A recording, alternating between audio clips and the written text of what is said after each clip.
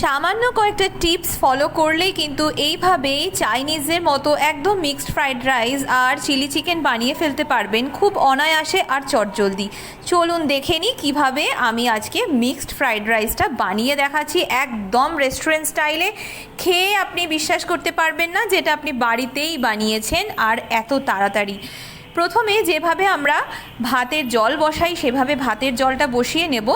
তারপরে চালটা কিন্তু আমি এখানে ভিজিয়েও রাখিনি। যে কয়েকটা টিপস আমি আজকে আপনাদেরকে দেব সেইগুলো প্রত্যেকটা ফলো করবেন। জলটা যতক্ষণ না ফুটবে চাল দেবেন না, আর চালটা জাস্ট ধুয়ে রেখে দেবেন। এরপরে সেই জলের মধ্যেই 1 চামচ ভিনিগার, 1 চামচ নুন আর অবশ্যই রিফাইন্ড অয়েল দেবেন। আর অবশ্যই কিন্তু 90% কুকড হবে, মানে একটু শক্ত থাকতে চালটাকে নামাতে হবে, তাহলেই কিন্তু সুন্দর খেতে হবে। পুরোপুরি সেদ্ধ করার দরকার নেই, 90% কুকড হলেই হবে। ব্যাস, এরপরে আমরা চালটাকে ঝরিয়ে সাইডে রেখে দিলাম ঠান্ডা হতে। তারপরে কড়াইয়ের মধ্যে দিয়ে দিলাম রিফাইন্ড অয়েল বেশ খানিকটা, কারণ এবার আমাদের মেন প্রসেসে চলে যেতে হবে। 3টে ডিম আমি এখানে দিয়ে দিয়েছি, যেহেতু আমার বাড়িতে 4 থেকে 5 জন মতো আমরা এটা খাবো, তার জন্য 3টে ডিম আমি এখানে দিয়ে দিয়েছি। আর তার সাথে নুন আর অল্প কিন্তু ব্ল্যাক পেপার পাউডার বা গোলমরিচ গুঁড়ো দিয়ে দিতে হবে। আরেকটা কথা বলে রাখি, আমি কিন্তু এখানে সাদা মরিচেরও প্রয়োগ করেছি, তবে সেটা শুধুমাত্র রাইসে। যদি আপনারা চান যে সাদা মরিচ দেবেন না, শুধু গোলমরিচ দিয়ে করবেন, তাহলে গোলমরিচ দিয়েও করতে পারেন। তবে সাদা মরিচ দিলে পুরোপুরি কিন্তু একটা রেস্টুরেন্ট স্টাইলের মতোই কিন্তু টেস্টটা আসবে। তো আমি ডিমটা প্রথমে ভালো করে একদম গুঁড়ো গুঁড়ো করে নেব, যেভাবে সাধারণত আমরা ডিমের ভুর্জি বানিয়ে থাকি, তো সেইভাবেই কিন্তু করে ফেললাম। ব্যাস, এটা আমাদের হয়ে গেছে। এরপরে এটা আমি সাইডে রেখে দেবো।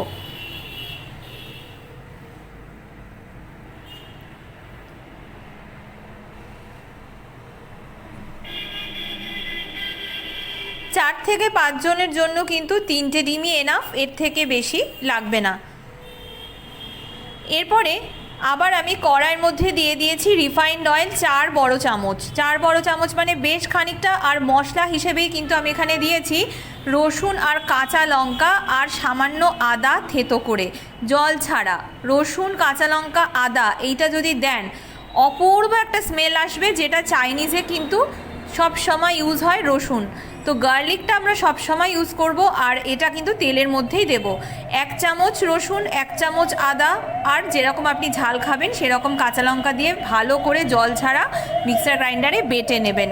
তারপরে দিয়ে দেবেন, একটু গন্ধ বেরোতে শুরু করলেই যে ভেজিটেবলসগুলো আমি এখানে কেটে রেখেছিলাম, এখানে আমি বিনস দিয়েছি, গাজর দিয়েছি, ক্যাপসিকাম দিয়েছি।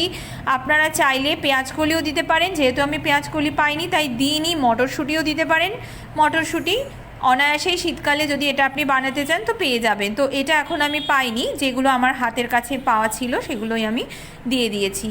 আর তারপরে দিয়ে দিয়েছি সামান্য একটু নুন, আর যেটা আমি বললাম সাদা মরিচ আর কালো মরিচ, এই দুটো গুঁড়ো করে দিয়ে দিতে হবে। দুটোই কিন্তু সেম কোয়ান্টিটিতে নেবেন। এটাও যদি 1 চামচ কালো গোলমরিচ নেন তো ওটাও সাদা মরিচ 1 চামচই নেবেন। ভালো করে, আর বেশি গুঁড়ো করবেন না, হাফ গুঁড়ো করবেন। তারপরে যখনই আমার ভেজিটেবলসগুলো বেশ মানে অনেকক্ষণ ধরে আমি ভেজে নিয়েছিলাম, নাড়াচাড়া করে নিয়েছি, তারপরে আমি এর মধ্যে দিয়ে দিলাম চালটা, মানে ভাতটা, যেটা আমি অলরেডি ঝরিয়ে রেখেছিলাম আর ঠান্ডা করতে দিয়েছিলাম। দেখুন চালগুলো জাস্ট আপনি দেখুন, দেখলে বুঝতে পারবেন যে কতটা ঝরঝরে হয়েছে, একদম রেস্টুরেন্ট স্টাইলে যেরকম আমরা বানিয়ে থাকি। আরও কিছু স্পেশাল ইনগ্রেডিয়েন্টস আছে যেগুলো যোগ করলে কিন্তু একদম আপনার চাইনিজ রেস্টুরেন্ট স্টাইলেরই মিক্সড ফ্রাইড রাইস পেয়ে যাবেন। তবে হ্যাঁ, বলে দিই, প্রনটা কিন্তু আমি এখানে ইউজ করিনি। প্রন চাইলে আপনারা দিতে পারেন, সেম প্রসিডিওরে আপনারা ভেজে নেবেন। প্রনটাকে যেরকম আমরা ডিমটা ভেজে নিলাম সেরকম প্রনটাও কিন্তু ভেজে নিতে হবে। চিকেনটা আর প্রনটা আমি দিইনি, তাছাড়া কিন্তু একটা ভেজিটেবল রাইসের মতো এটা করেছি, আর এগটা ইউজ করেছি। ভাতটা দেওয়ার পরে আমি এখানে 1 চামচ মতো সোয়া সস দিয়ে দিলাম, হাফ চামচ মতো ভিনিগার দিয়ে দিলাম, আর দিলাম পরিমাণ মতো নুন।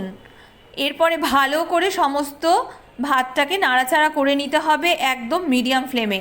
লো টু মিডিয়াম ফ্লেমেই দিয়ে কিন্তু নাড়াচাড়া করবেন। এর বেশি ফ্লেম দিলে ভাতের তলাটা লেগে যাবে, খেতে ভালো লাগবে না, সসটাও যদি পুড়ে যায় তিতো হয়ে যাবে।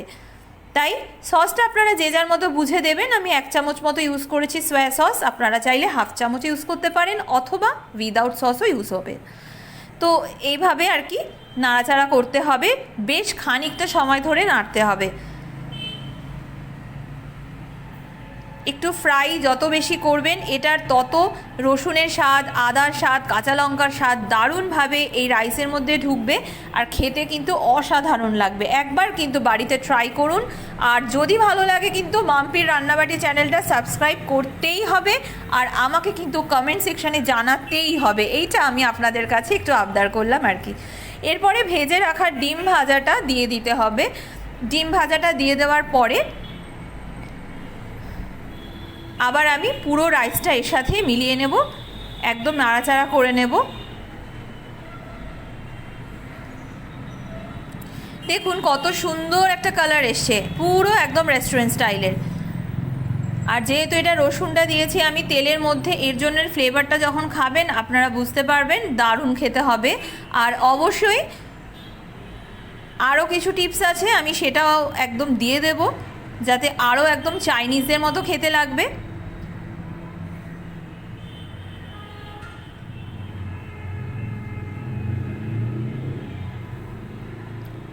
আচ্ছা দেখুন আমার কিন্তু রাইসটা অনেকটা ভাজা হয়ে গেছে, 1 থেকে 1.5 মিনিট মতো আমি টানা ভেজে গেছি। এরপরে হচ্ছে 1/2 চামচ মতো এখানে আমি সাদা মরিচ আর গোলমরিচ দিয়ে একদম শেষে নামিয়ে নেব। এটা কিন্তু আমি গ্যাসের ফ্লেমটা বন্ধ করে দিয়েছি, তারপরেই কিন্তু এটা করতে হবে। তাহলে কি হবে, একটা সুন্দর একটা গোলমরিচের যে গন্ধ থাকে রাইসের মধ্যে সেটা কিন্তু পাবেন। আর যদি ভেজে ফেলেন বেশি তাহলে কিন্তু গন্ধটা ভালো আসবে না। এটা ছিল আপনাদের টিপস।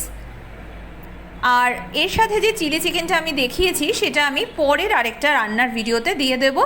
খুব ভালো হয়েছিল খেতে, বিশ্বাস করুন, আমি একটুও বাড়িয়ে বলছি না। তাই একবার বাড়িতে বানিয়ে খাওয়ার অনুরোধ রইল। সবাই ভালো থাকবেন, সুস্থ থাকবেন।